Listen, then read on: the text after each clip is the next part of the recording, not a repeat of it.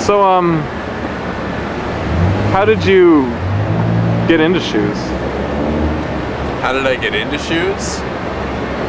People ask me that sometimes, and they say, "Hey Jim, how'd you get into shoes?" I say with a shoehorn. With a shoehorn, I just sort of slid right in there with a shoehorn. That's how I got into shoes. With the shoehorn.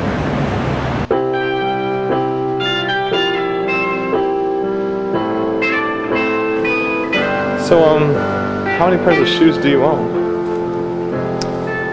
To answer that, we've got to be clear first about the definition of shoes. When I say shoes, I'm including things like sneakers and boots, sandals, galoshes, skis, snowshoes, that type of stuff. So all told, I would probably say 5. One of the ways I make money is I go to elementary schools, public schools, and teach the history of shoes. Do you know where shoes come from? I don't really know, no. Well, around 200 BC, no one wore shoes until some Egyptian pharaohs noticed that when they stepped on sharp things, it hurt their feet a lot. And the Egyptian pharaohs realized that, you know, I don't want to cut my feet all up. My feet are tender and I'm a pharaoh and I can't have any of that. So what they would do is they would get some of their slaves to walk around on sharp things for a long time and basically toughen up their feet so they get all calloused and hard on the bottom. And then they'd cut the slaves' heads off and cut the slaves' feet off and hollow the feet out, and then the pharaoh would be able to put the slave feet over top of his own, and that's where shoes came from. Those are the first shoes. It's kind of a bloody history, and often the children will cry when you tell them. I cleaned it up for you, but with the children I go into all the gory details. One time we caught one of the students in the back of the class. He was sleeping during the lecture. He's probably 8 years old, and I walked up to him and I said, I went like that, I banged on his desk and I said, "Hey Andre, your shoes, you lose." And we made an example of him. Cut his head off, cut his feet off, scooped them all out. Interactive learning. This display right here is actually a pretty good cross-section of all the shoes that are available on the market right now. You've got sort of like your specialized training boot shoes that you would use to, say, go on a lunar expedition. You've got, that's a purse. This is like your general brown shoe. So if you're working like in any sort of job where you have to deal with garbage or muck or poop or anything, you would want what they call a brown shoe. These are white shoes. That's pretty much the opposite of what you would want in a brown shoe. That's if you deal, like if you work at a whiteout factory, or if you work at a like Elmer's glue factory and you're spilling white things all over your shoes, you would want that one. And over here, we've got a black shoe. Sometimes I like to stand on the corner of a street and just look at some of the different shoes that are going by. And one of the many talents I have is the ability to, in an eerie way, tell what a person does for a living simply based on their shoes.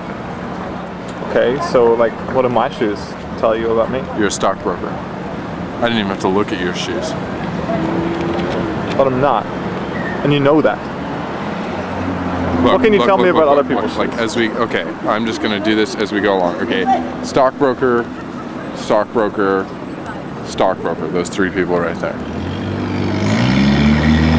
This guy coming along here. Stockbroker. Stockbroker. How about these three guys here? Oh, there's like 5 of them. How about those people? 5? Yeah. Stockbroker, stockbroker, stockbroker, stockbroker, stockbroker. It was from the train. Nothing. Uncanny, huh? That's ridiculous. You just keep saying stockbroker. I don't have any control over who's walking by.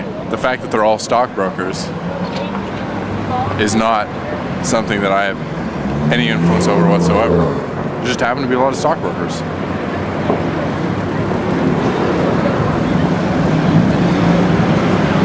Oh, he's a drug dealer. Look, there's somebody else who's not a stockbroker. Drug dealer, drug dealer, another drug dealer, another drug dealer. This guy right here, drug dealer. That guy right there? Drug dealer. Yeah, that guy right here. Excuse me. Ask him. What do you do as a job? I'm a stockbroker.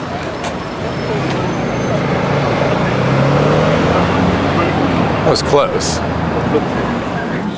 Shoes in lore, in legend, in fairy tales. Snow White and the Seven Dwarfs.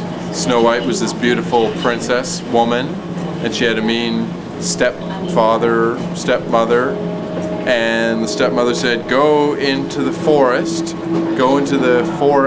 and find a man, and she met these 7 guys who were shoe salesmen, and then they said, one of us is in love with you, and you're in love with one of us, but we need to make the match.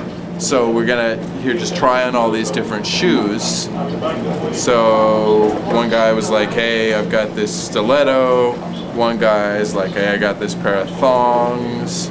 Try these on. None of them were fitting until the glass slipper. Snow White tried on the glass slipper, and then everyone knew that she was in love with Goofy. That's not Snow White. It sort of sounds like Cinderella, but not even quite that. Cinderella? No, Yeah. she was the matchstick one. She had the matchsticks. This is Snow White and the shoes, the glass slipper. And then they went to the ball and ate an apple and died. I don't think that's what I happened. mean, it's like, well, I mean, there's the Brothers Grimm version of the story, and then there's the Disney version. But, you know, in reality, they all die at the end. It's a fairy tale. Really, when you think about it, a shoe is not that different from you or me or anybody. It's got a tongue. It's got laces, and it's got a sole. And much like a human being, it's got an exterior, looks one way, and it's got something that not everybody gets to see. That's the inside. What are the insides of your shoes like? Pretty torn up. Pretty torn up.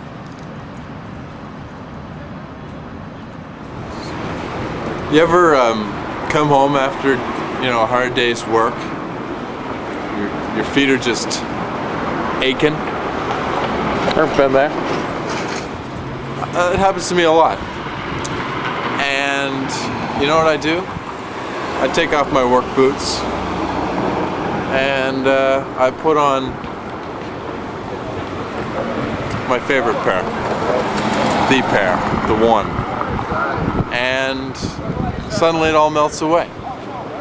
Shoes can do that. Shoes can take you to a different place. Where are your shoes going to take you tonight? Tonight, my shoes take me dancing.